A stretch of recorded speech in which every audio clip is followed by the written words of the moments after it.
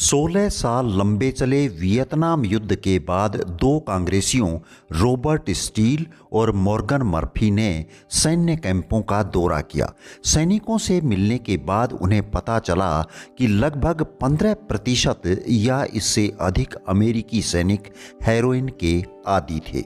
इसके बाद किए गए अध्ययन से पता चला कि वियतनाम में 35% सर्विस मेंबर्स ने दवा का सेवन करने की कोशिश की थी और 20% तक इसके आदी थे।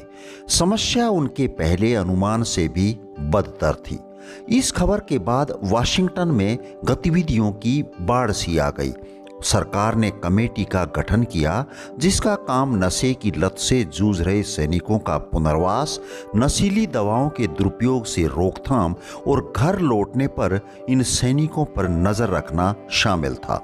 शोधकर्ताओं ने पाया कि जब हेरोइन का सेवन करने वाले सैनिक घर लौटते थे तो उनमें से केवल 5% 1 साल के भीतर और 12% 5 साल के भीतर फिर से नशे की लत का शिकार हो जाते थे।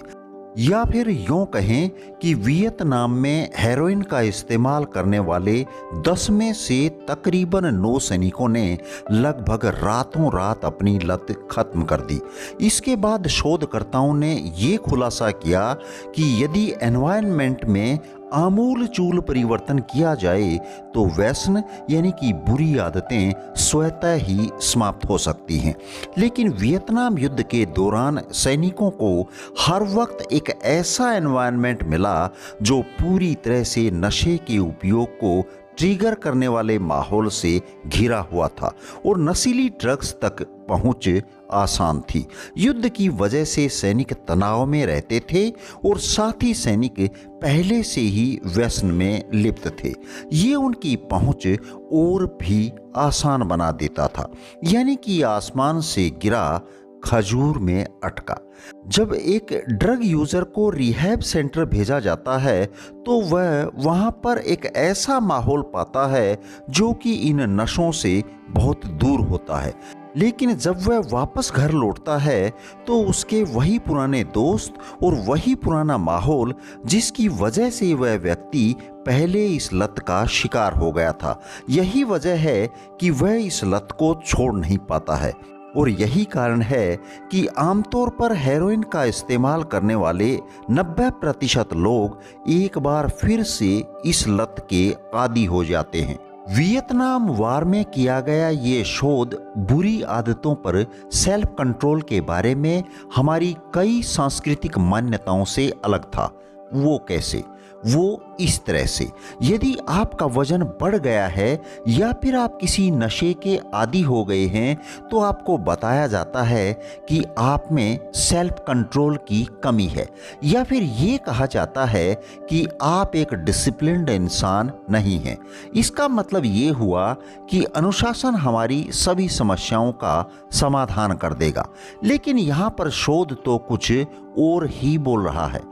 वैज्ञानिकों का कहना है कि इसका डिसिप्लिन से कोई लेना देना नहीं है। सबसे अच्छा सेल्फ कंट्रोल रखने वाले लोग आमतौर पर वे होते हैं जो इसका इस्तेमाल सबसे कम करते हैं। बुरी आदतें स्वतः उत्प्रेरक होती हैं, उनकी प्रक्रिया स्वयं ही सक्रिय हो जाती है। आपको अपने स्वास्थ्य की चिंता रहती है और इस चिंता को कम करने के लिए आप ड्रिंक करते हैं।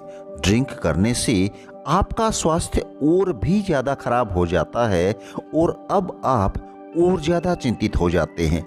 बस इसी तरह से ये चक्र चलता रहता है। रिसर्चर्स ने इस फेनोमेना को क्यू इंड्यूस्ड वांटिंग कहा है। एक बाहरी ट्रिगर बुरी आदत को दोहराने के लिए बाध्य कर देता है। वैज्ञानिकों का कहना है नशे के आदी लोगों को केवल 33 मिलीसेकंड के लिए कोकीन की तस्वीर दिखाने से ब्रेन का रिवार्ड पाथवे उत्तेजित हो जाता है और इच्छा जागृत हो जाती है। सेल्फ कंट्रोल व्यक्तिगत लक्ष्यों को प्राप्त करने और हेल्दी हैबिट्स को बनाए रखने का एक बहुत ही इम्पोर्टेंट फैक्टर है। लेकिन ये शॉर्ट टर्म स्ट्रेटजी है, लॉन्ग टर्म नहीं। इच्छाओं को आप एक या दो बार दबा सकते हैं, हमेशा के लिए नहीं। सेल्फ कंट्रोल का यही रहस्य है। जेम्स क्लियर कहते हैं कि सेल्फ कंट्रोल केवल इच्छा शक्ति में नहीं है, बल्कि एक ऐसा वातावरण बनाने में है जो प्रलोभन को कम करता है और अच्छी आदतों को अपनाना आसान बनाता है। यदि इसको और आसान शब्दों में कहें तो अपने विचारों, भावनाओं और व्यवहार को टेम्पटेशंस और इम्पल्सेस यानी कि प्रलोभनों और आवेगों के संदर्भ में नियंत्रित करना ही सेल्फ कंट्रोल है। और ये काम आप केवल ऐसा एनवायरनमेंट क्रिएट करके ही बना सकते हैं जो अच्छी आदतों को प्रोत्साहित करे और बुरी आदतों को हतोत्साहित करे। यहाँ पर एनवायरनमेंट क्रिएट करने का मतलब है कि अच्छी आदतों को स्पष्ट यानी कि ऑब्वियस और बुरी आदतों को अदृश्य यानी कि इनविजिबल बना दे। ये तो आपने जरूर सुना होगा कि बंदर कितना भी बूढ़ा हो जाए, गुलाटी मारना नहीं भूलता। बिल्कुल यही बात आदतों के साथ है। आप आदत को तोड़ सकते हैं, लेकिन आप इसे भूल नहीं सकते। यदि एक बार किसी आदत के मानसिक खांचे आपके दिमाग में बन गए तो उन्हें पूरी तरह से हटाना असंभव है। इसलिए उस आदत का विरोध करने से कोई फायदा नहीं है, क्योंकि इसमें बहुत ऊर्जा लगती है। हाँ, थोड़े समय के लिए ये चल सकता है, लेकिन दीर्घ अवधि में हम उस एनवायरनमेंट के प्रोडक्ट बन जाते हैं जिसमें हम रहते हैं। यदि स्पष्ट शब्दों में कहें तो आपने कभी किसी को नकारात्मक माहौल में भी लगातार सकारात्मक आदतों पर कायम रहते हुए शायद ही देखा हो। इसका तो बस एक ही इलाज है कि बुरी आदतों को स्रोत पर ही खत्म कर दिया जाए। जेम्स क्लियर ने अपनी किताब एटॉमिक हैबिट्स में इस बात पर जोर दिया है कि सेल्फ कंट्रोल का सीक्रेट केवल इच्छा शक्ति में नहीं, बल्कि अपने वातावरण और आदतों को प्रभावी ढंग से संरचित करने में निहित है। कुछ पॉइंट्स के माध्यम से आप इसे ठीक से समझ सकते हैं। सबसे पहला है अवॉइड टेम्पटेशन, प्रलोभन से बचें। प्रलोभन का विरोध करने की बजाय उससे बचना आसान है। हाई सेल्फ कंट्रोल वाले लोग उन स्थितियों में बहुत कम समय बिताते हैं जो उनको लुभाती हैं।